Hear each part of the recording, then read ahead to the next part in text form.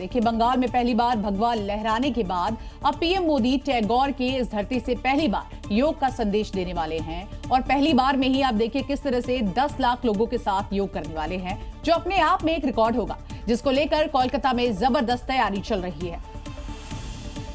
PM Modi Kolkata के इसी ऐतिहासिक रेड रोड पर सूर्य नमस्कार और दूसरे योगाभ्यास करते नजर आएंगे, जिसकी व्यापक तैयारी यहां की गई है और सुरक्षा के पुख्ता इंतजाम भी।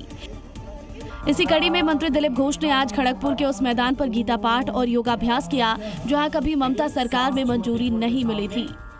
तो योग भी उन्होंने दुनिया में प्रसारित किया है, बड़ा एम्बेसडर है, उन्हें खुद आ रहे हैं, हमारे लिए बहुत खुशी की बात। 2015 में पहली बार नई दिल्ली के जनपद पर योग किया था। इसके बाद 2016 में चंडीगढ़, 2017 में लखनऊ, 2018 में देहरादून, 2019 में रांची, जबकि कोरोना के दौरान 2020 और 2021 में डिजिटल माध्यम से शामिल हुए। इसके बाद 2022 में मैसूर, 2023 में न्यूयॉर्क, 2024 में श्रीनगर, जबकि 2025 में विशाखापत्तनम में मौजूद थे। हालांकि कोलकाता में इस बार बारिश की संभावना रहेगी, लेकिन उत्साह में कमी नहीं है। सब मिलिए आमरा आशावादी যে আমরা প্রোগ্রাম সুন্দরভাবে করতে পারবো। हिंद महासागर में हिंदुस्तान की ताकत अब 3 गुना बढ़ने जा रही है। अगर दुश्मनों ने समंदर में कोई भी जुर्रत की तो उनकी जल समाधि वहीं पर बना दी जाएगी, क्योंकि कल नेवी को 3 स्वदेशी युद्धपोत मिलने जा रहे हैं और इन तीनों युद्धपोतों को पीएम मोदी की मौजूदगी में कमीशन किया जाएगा।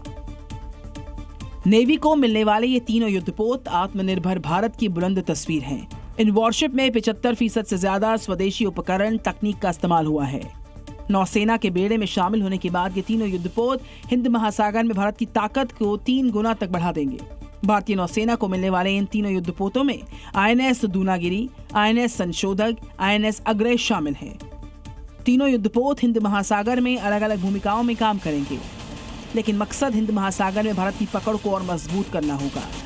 अब समंदर में पाकिस्तान ने कोई हिमाकत की तो हिंदुस्तान के ये 3 बलवान काल बनकर टूट पड़ेंगे।